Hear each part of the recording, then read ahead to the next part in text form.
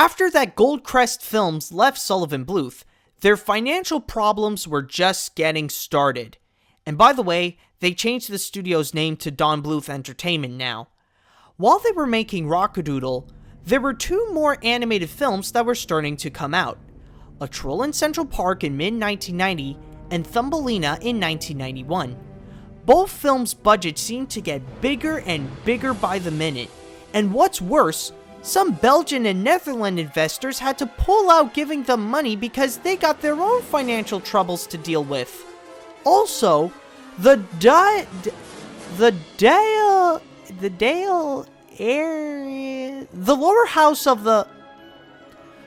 lower house of the Irish National Parliament threatened to close down the studio to save itself. I can understand why. I mean, the US studio had to lay off some employees, the people who work in the Irish studio weren't getting paid, and Don himself even had to pay some expenses out of his own pocket. But then, in November 1992, luck came in to save the troubled studio, again, in the form of two companies, UK's Merlin Films and Hong Kong's Media Assets. They gave Don Bluth Entertainment $14 million to buy their next three films and gave them $6 million more to finish those two films, along with further investment on their third film that was in early development, The Pebble and the Penguin. Although that A Troll in Central Park was almost done, they decided to release their other film first because that looked more like a money grabber, which was Thumbelina, based on the classic tale by Hans Christian Andersen. It's the story of a girl named Thumbelina, who's as tall as a Yu-Gi-Oh card, who meets the fairy prince called Cornelius and automatically falls in love with him, even though secretly he's a fairy in both ways. Anyways, after she meets him, Thumbelina would get constantly kidnapped by frogs, beetles, and moles to either use her or make her marry one of them. But with the help of a bird named Jacquimo, she now must find a way to get back home and find Cornelius. Now people, I know that I've given you guys a lot of facts on Don Bluth's films, even more than the last episodes. But this time though, there's going to be a lot less, mainly because nobody seems to give a crap on the following films, so they didn't even bother putting some info on them. Heck, I was actually surprised that I found a good amount on Rockadoodle. That was like pure luck. So, in short, don't be surprised if the following film seems to be shorter than before. Anyways, to start off, in the beginning of the movie, they did something similar to Disney's Pinocchio. They started with Jacquimo, who's like the helper of the film, saying the moral of the movie that the impossible is possible when you follow your heart, and then tells the story of the movie to show that moral. Just like Jiminy Cricket when he sings When You Wish Upon a Star. For Thumbelina, the character, they hired Angeline Ball to be the live-action reference model of the tiny heroine. She was also the live-action model of Goldie for Rockadoodle. For the songs of the film, they hired Barry Manilow to sign a contract to do the soundtrack for 3 of Don Bluth's films. Another film that he did for Don Bluth was The Pebble and the Penguin. Speaking of the soundtrack, the CD of the movie was released for a really short time and is now out of print.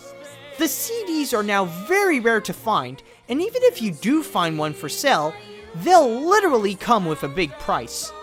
During a screen test, the producers put in a short little clip before the movie would start that would change the way the audience would see the movie. What is it?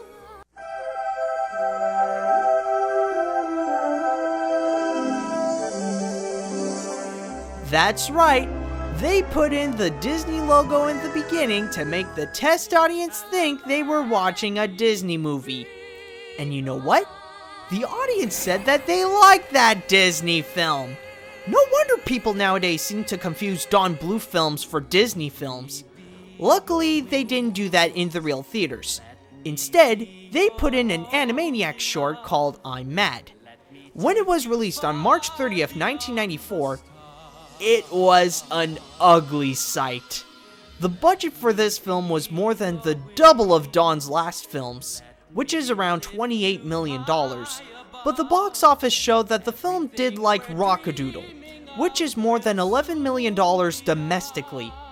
On the critics' side, they mostly gave it some bad reviews, saying that it would be hard to find someone older than a kid that would enjoy Thumbelina.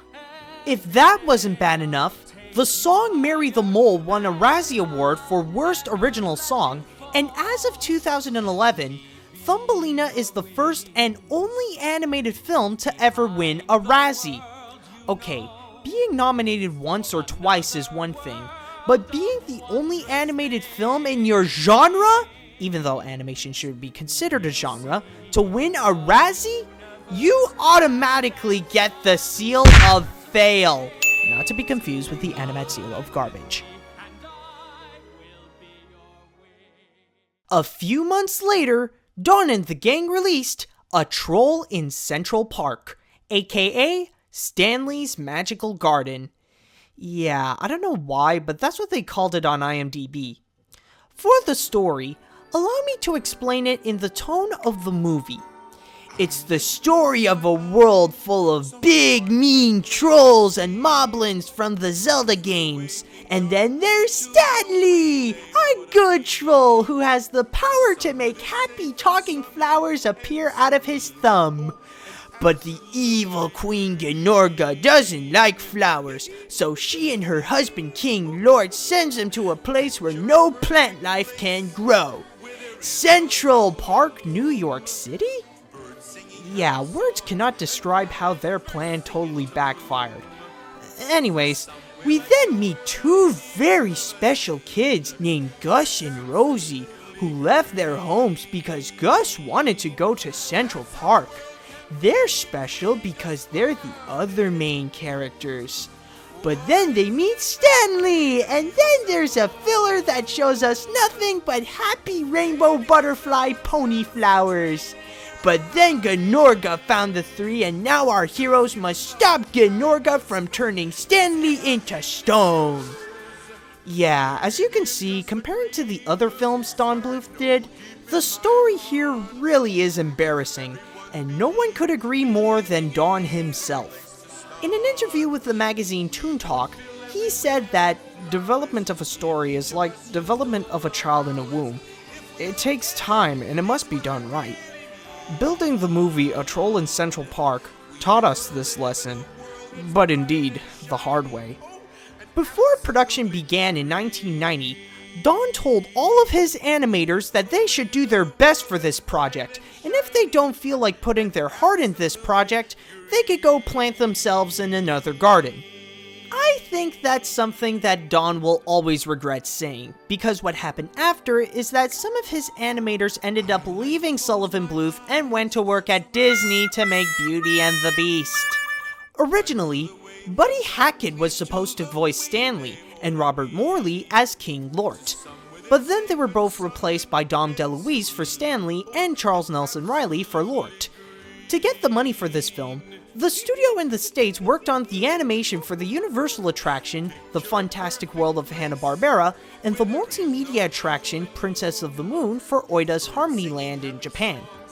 When it was released on October 7th, 1994, it wasn't a bomb.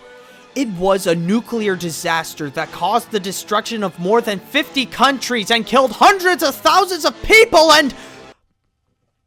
Sorry? What I'm trying to say is that at the domestic box office, it only did a little more than $71,000. As for the critics, it was bad. Really bad. And let's just keep it that way. By the way, remember what I said about the distributors releasing Thumbelina before A Troll in Central Park? Well, Gary Goldman said that he blamed them for the big fat failure of Troll since they didn't do any single promotion for the film and giving it a limited release. Well, Gary, have you seen the movie lately? Its nonsensical cuteness level is so high that even a 5-year-old girl would find it disgusting.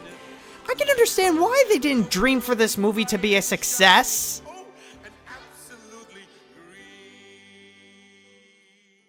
At that point, the people at Don Bluth Entertainment could only pray that the next film won't be as bad as A Troll in Central Park, which is... what is it again? The Pebble and the Penguin? That could work. It's about Hubie, a penguin with a hat and a scarf for some reason, who falls in love with Marina, but he doesn't have a pebble to prove his love to her. Yeah, apparently for a penguin to mate, the male must give a pebble to the female as a love ritual. I think I remember seeing that in a deleted scene of March of the Penguins. Anyways, trouble budges in when Drake and his giant penguin boobs love Marina too, so he throws Hubie to the sea. After that, he's in a cage in a boat with other penguins and meets Rocco, who unlike the others, wants to get out of the ship. So Hubie befriends him and the two head off to save Marina from Drake. During the end of production, MGM came in to be the new distributors of the movie, replacing Warner Brothers, who was the distributors of the last two films. Now, this may not sound important to you, but it's something that really screwed up the production. MGM asked if the studio could make some small changes to the movie. It's not much, really. I mean, they only asked to remove some characters, re-record a lot of the characters' lines, cut a few scenes, and change some as well, which means now the animators had to redo some scenes all over again and had to do it quick because they're reaching the deadline. To speed things up, some of the effects and some color work had to be done in a Hungarian animation studio. The result, as you can see, ended up making the animation feel lazy and incomplete. I mean, check this scene out. Some characters look like they're made out of wax while the extra penguins are singing. Also, there are parts like this where we could see where the color stops, but that could only be seen when the ratio is on full screen. When it was released on April 11th, 1995, it did better than A Troll in Central Park, which isn't really saying much. It's like saying a wrecked up car is better than one that exploded. It only earned more than $4 million at the domestic box office, and the critics gave it some pretty bad reviews. Not as bad as Troll, but still pretty bad. Even the directors, Don Bluth and Gary Goldman, hated the results of the final movie, so they took their names out of the credits. An easy mission for Goldman, but impossible for Bluth since his studio literally has his name on it. When it was released on VHS in August of that year though, it became a hit.